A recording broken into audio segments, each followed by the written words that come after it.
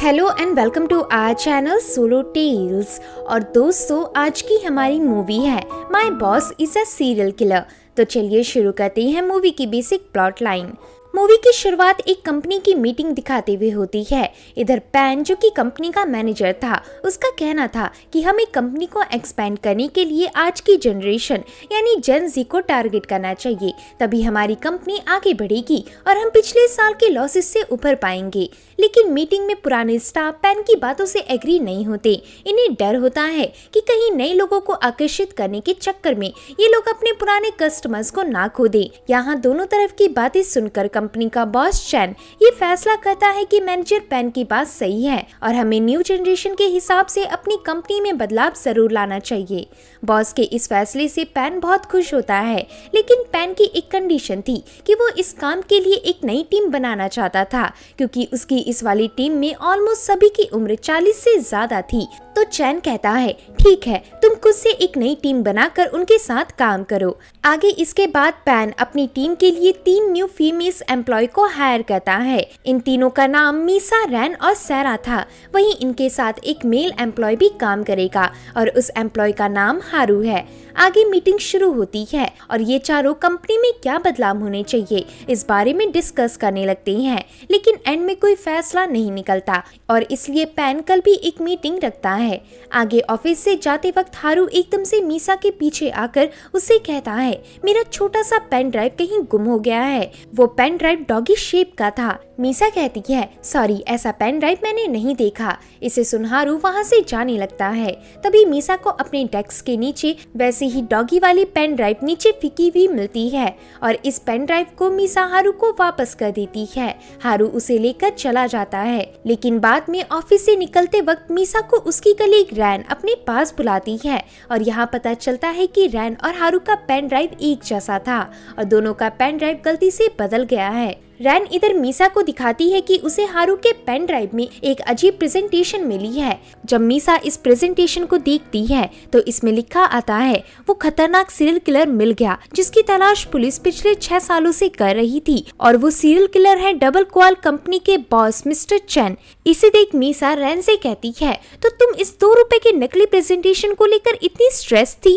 रैन कहती है, जरा ठीक से देखो, इस प्रेजेंटेशन के बीच जिस लड़की की मुर्दा तस्वीर दिखाई गई है वो 6 साल पहले इसी कंपनी में काम करती थी, मगर अचानक ही उसे किसी ने मार डाला। रैन की इन बातों को सुनकर भी मीसा इस बात पर यकीन नहीं करती कि उनका बॉस सीरियल किलर है। अब ये दोनों ऑफिस से बाहर निकलते हैं तो इन्हें देखने मिलता है कि हारू बॉस चैन से कह रहा था, मैं आपसे डरने वाला नहीं हूँ, आप मुझे ऐसी धमकी नहीं दे सकते। इस बहस को ये दोनों छिपते हुए देख लेती हैं और अब इधर मीसा को भी हल्का सा यकीन आने लगता है कि उनका बॉस शायद एक सीरियल किलर तो नहीं बट एक खतरनाक आदमी जरूर है। आगे उसी रात मीसा अपने डेस्कटॉप में ऑफिस के बारे में पता करती है तो उसे पता चलता है कि इस ऑफिस में एक सीरियल किलर सालों से लेडी एम्प्लॉयज की हत्या कर रहा था, मगर 6 साल पहले उसने इन हत्याओं को करना बंद कर दिया। इसे देखते वक्त मीसा को फेसबुक में एक पोस्ट रिकमेंड होता है और जब वो पोस्ट देखती है तो ये उसी का 10 साल पुराना पोस्ट था जिसमें उसने और सारा ने मिलकर 1000 सब्सक्राइबर होने की खुशी जाहिर की थी। दरअसल मीसा और सारा स्कूल के time real life mystery content से रिलेटेड ब्लॉग बनाया करते थे और उनके ब्लॉग को यूट्यूब में ठीक ठाक रिस्पांस मिलने लगा था, जिस वजह से वह दोनों पॉपुलर होने लगे थे। लेकिन हाई स्कूल के एंड होते वक्त इन्होंने अपने इस चैनल पर काम करना हमेशा के लिए बंद कर दिया। आगे अगली सुबह मीसा जब अपने ऑफिस पहुंचती है तो उसे रियलाइज होता है कि उसका चौथा कलीग यानी हारू इधर मौजूद ही नहीं था और इधर मैनेजर पैन को भी पता नहीं होता कि हारू आज ऑफिस क्यों नहीं आया। इस बात को सुन मीसा हैरान होती है। उसे लगने लगता है कि कहीं उसके बॉस चैन ने तो हारू के साथ कुछ नहीं किया।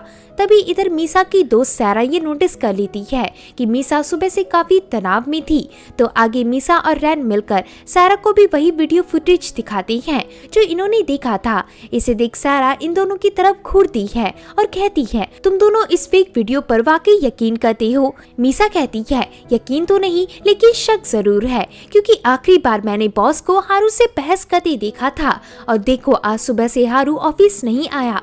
मेरे ख्याल से हारू बॉस की असलियत जान गया था, इसलिए हारू को बॉस ने मार डाला है। सैरा कहती है, तुम दोनों पागल हो गए हो, फौरन हारू को कॉल लगाओ, उससे बात करके तुम दोनों का भरम टूट जाएगा। तो ये तीनों हारू को कॉल लगाते हैं, लेकिन कॉल बार बार स्विच ऑफ आ रहा था। सारा कहती है कोई बात नहीं, हम हारू के घर जाकर उससे मिल भी तो सकते हैं।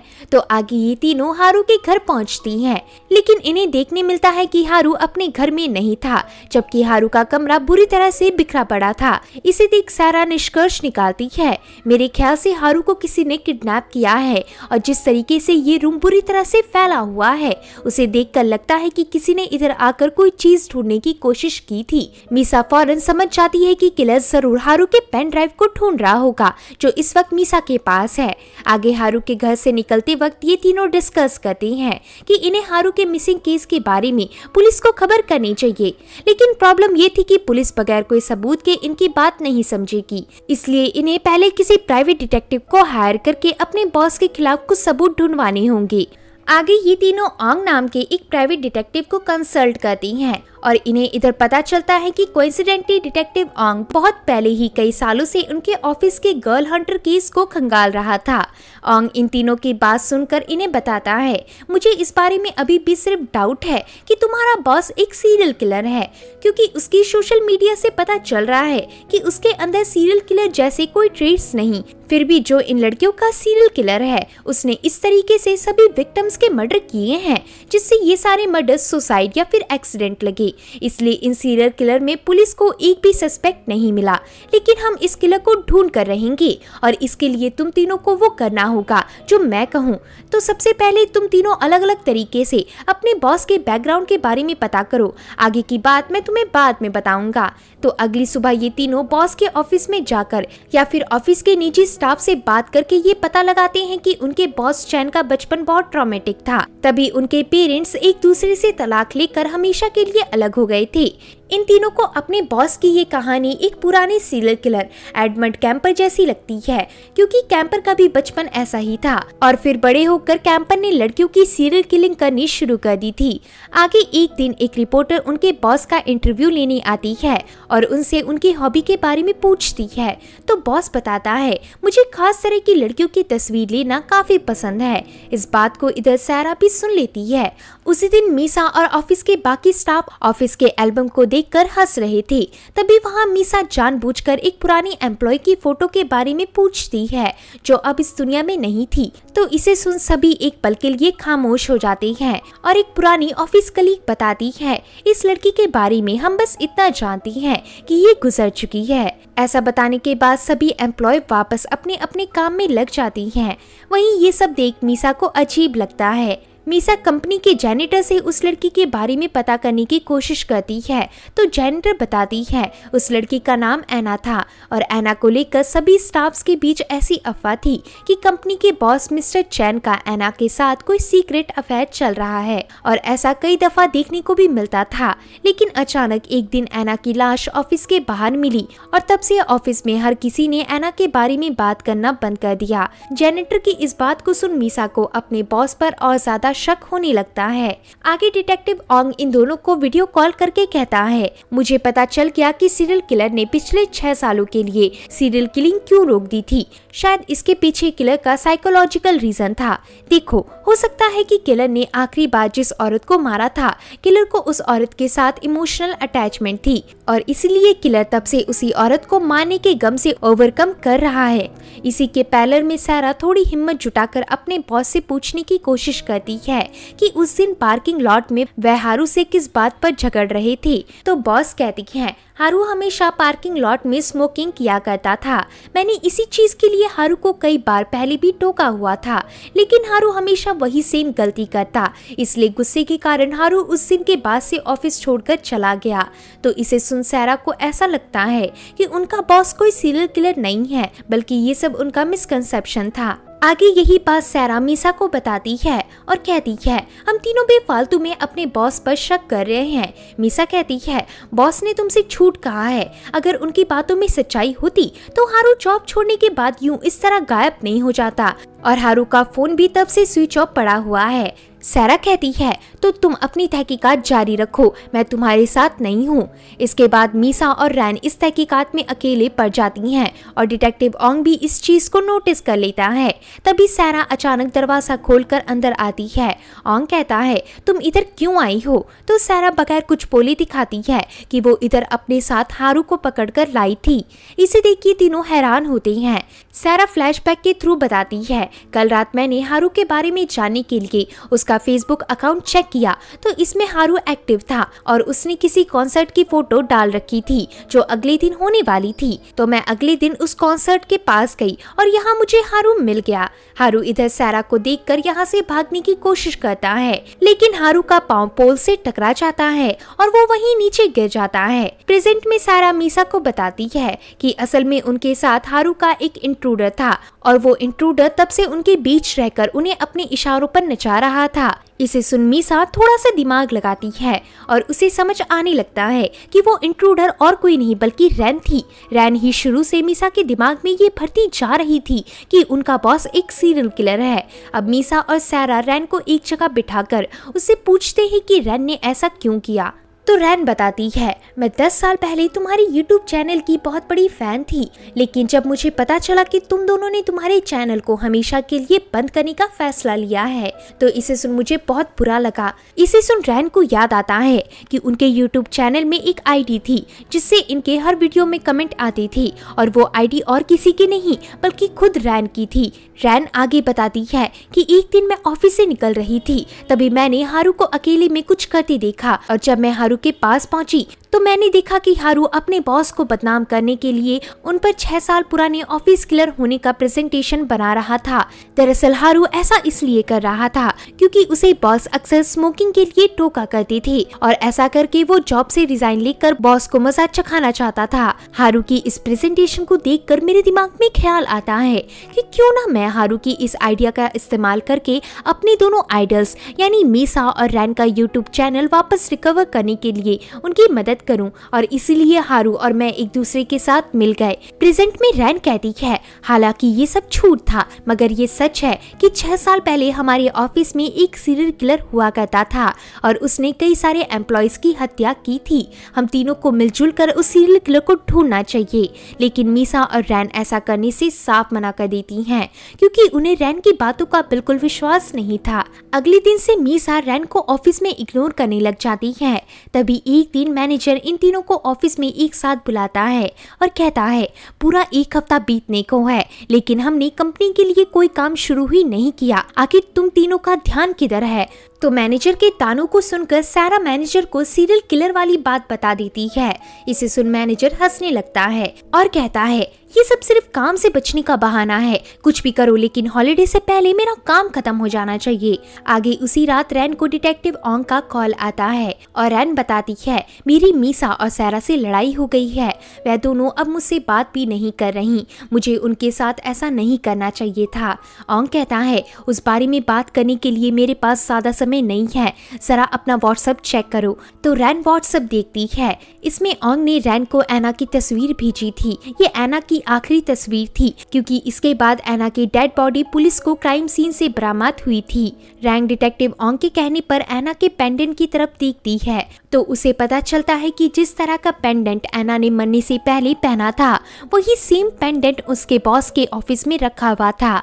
इसका मतलब उनका बॉस सच में एना का सीरियल किलर था। इसे देख रैन मीसा को कॉल लगाने की कोशिश करती है लेकिन मीसा रैन का कॉल नहीं उठाती और कोइंसिडेंटली आज ही मीसा की ऑफिस में नाइट शिफ्ट थी।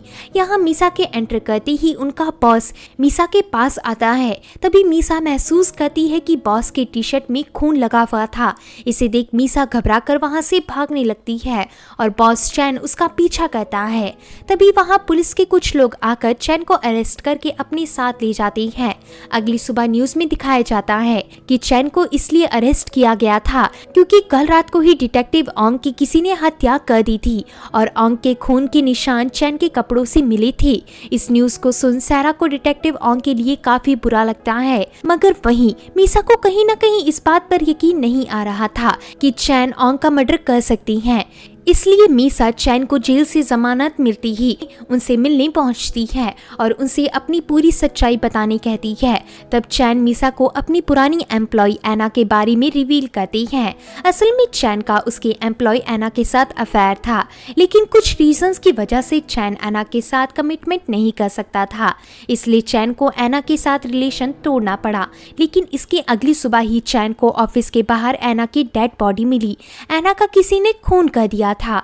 ये पता चलने के बाद चैन ने एना के खूनी को ढूंढने की खूब कोशिश की, लेकिन खूनी का कुछ पता नहीं चल सका। इसलिए चैन ने तहकीकात बीच में ही छोड़ दी।